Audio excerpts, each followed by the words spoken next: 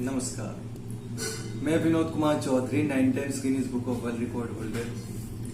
बचपन में सपना था एक धावक बनने का, मिल्खा सिंह की तरह कुछ ऐसा कर जाने का जो पूरी दुनिया मुझे जाने। लेकिन जिस तरह से प्रतिभा की हमेशा हार होती है कई जगहों पे, भारत में बहुत प्रतिभा ऐसी है जो सामाजिक, आर्थिक और बहुत सारी समस्याओं के कारण जो है किसी ना किसी कारण से दब जाती है। उनमें से मेरी प्रतिभा भी इसी तरह से दबी। लेकिन फिर भी मैंने अपने जीवन में हार नहीं माना और निरंतर रूप से मैं प्रयास करता रहा, चाहे वो एजुकेशन के क्षेत्र में हो, चाहे वो अपने कर्तव्य के क्षेत्र में हो। मैंने सभी चीज़ों को साथ लेके चला।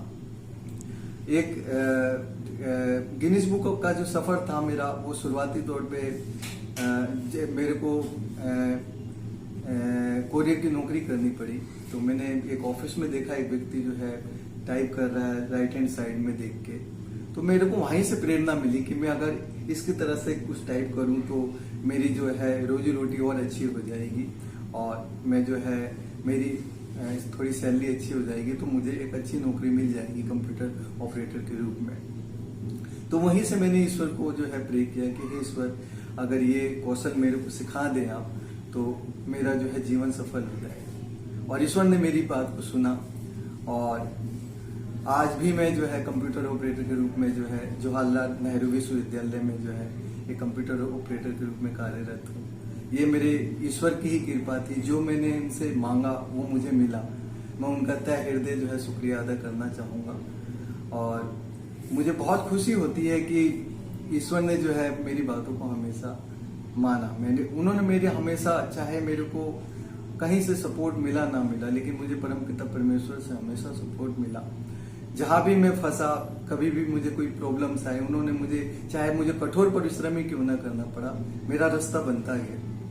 मैंने शुरुआती तौर में अखबार भी बांटे, कोरियर की नौकरी की।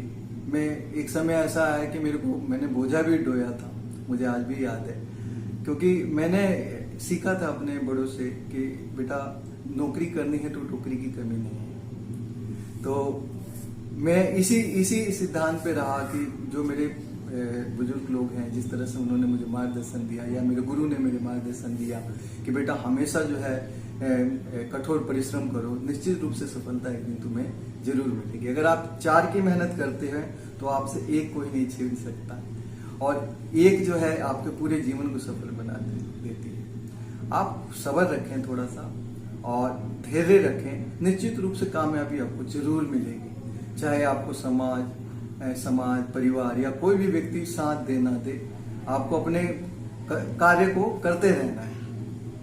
तो इस तरह से मेरी जो है शुरुआती तौर में मेरा गिनीज का सफर रहा। फिर किसी व्यक्ति विशेष को मैंने टाइप करते हुए देखा और फिर उससे भी प्रेरणा ली और फिर मैं वहां से स्टार्ट की। 2014 से मेरा यह सफर शुरू हुआ। आज 2021 हो चुके हैं। मेरे पास 9 रिकॉर्ड्स हैं, जिसमें से 8 रिकॉर्ड्स टाइपिंग के अंदर हैं और एक जो है अभी हाल ही में मैंने एक हाथ से बॉल उछाला है 1 मिनट में 205 बार। जो भले ही मैं उस धावक के रूप में इस तरह से कुछ नहीं कर पाया, लेकिन मैंने बॉल उछाल के जो है लोगों के दिलों में जगह बना ली। तो मुझे बड़ी खुशी है कि इस तरह से मैं जो है भारत के लिए कुछ कर पा रहा हूँ, भारत का नाम रोशन कर पा रहा हूँ विश्व स्तर पर। लोगों के लिए एक मोटिवेशन बन रहा हूँ, उनके लिए एक प्रेरणा स्रोत बन रहा हूँ। वो मुझे देख के कुछ बच्चे जो हैं रोल मॉडल्स मुझे बना रहे हैं। कई बार मुझे कॉल्स भी आते हैं, जगह जगह से कॉल्स भी आते हैं, कहते हैं विनोद जी आपके जो स्किल्स हैं उसकी बदौलत जो है हमारे बच्चे भी कुछ ना कुछ करना चाहते हैं और आपका स्किल्स गजब के हैं, बहुत अच्छे स्किल्स हैं। तो ये जब चीज़ें कहते हैं तो मुझे बहुत खुशी होती है। ऐसा लगता है कि जो मेरा सपना धावक में पूरा नहीं हो पाया, वो ईश्वर ने कुछ इस तरह से पूरा किया। मैं आज के जो नवयुवक पीढ़ी हैं के बच्चे हैं, उन्हें मैं ये चीज़ कहना चाहूँगा, मैंने जिस तरह से स्ट्रगल्स देखी, मैंने जैसी परिस्थितियाँ देखी, वो हर किसी की लाइफ में आता है, लेकिन उससे वो घबराएं ना। ये आप निश्चित रूप से अपने कार्य को करते रहें, अपने कर्म को करते रहें और कभी भी ये नहीं कि हाँ मैं एकदम से, कामयाबी कभी भी एकदम से नहीं मिलती है। जिस प्रकार एक फलदार वृक्ष आपने देखा होगा, वो उसको फलदार वृक्ष होने में कितना समय लगता है।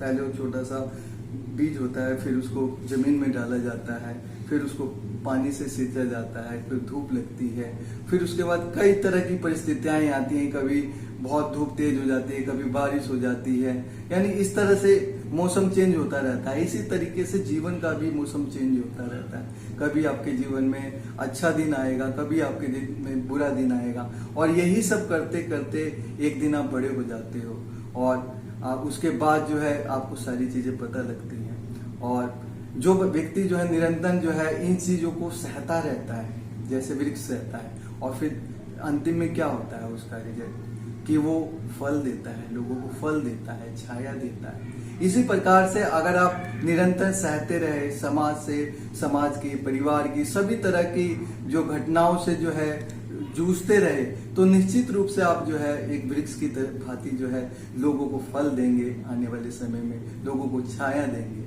अपने कार्य, अपने कौशल की बदौलत जो है लोगों को कुछ न कुछ दे पाएंगे।